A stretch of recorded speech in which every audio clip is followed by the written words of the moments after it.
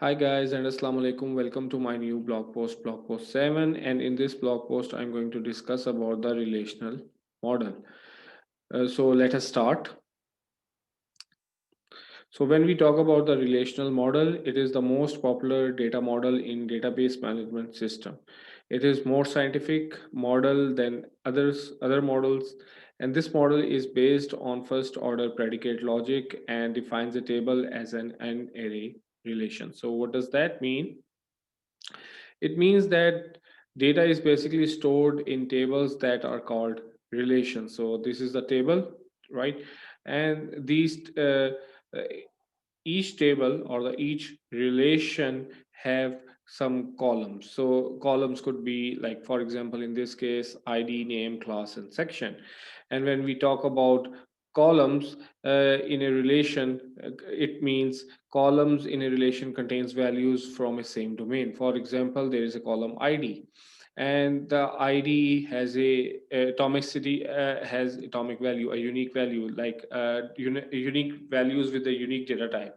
For example, 11, 12, 13, 14, and 15, which is a unique numerical data types, or any other data type is actually not allowed in the ID column. So there is a name in which it should have the string values, and then there is a class, again numeric value, and in section there is a single character value. So not a string, but a character value can only be stored in the section column, right? So so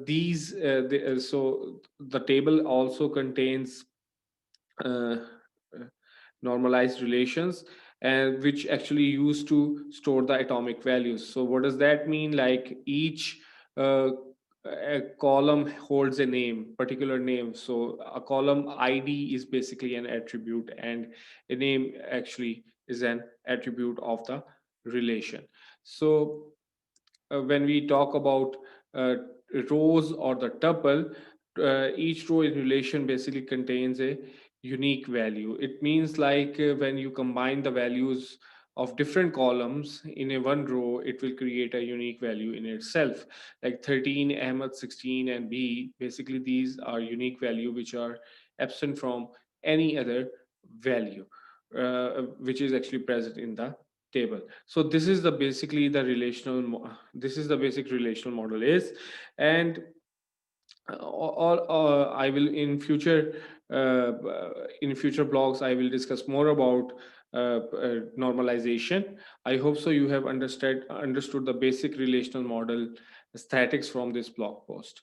So please do not forget to subscribe, like, and share my YouTube channel Yasser Fazal, and please do not forget to hit the bell icon in order to get the latest video as soon as it is updated. And as always, please spread the knowledge. Thank you.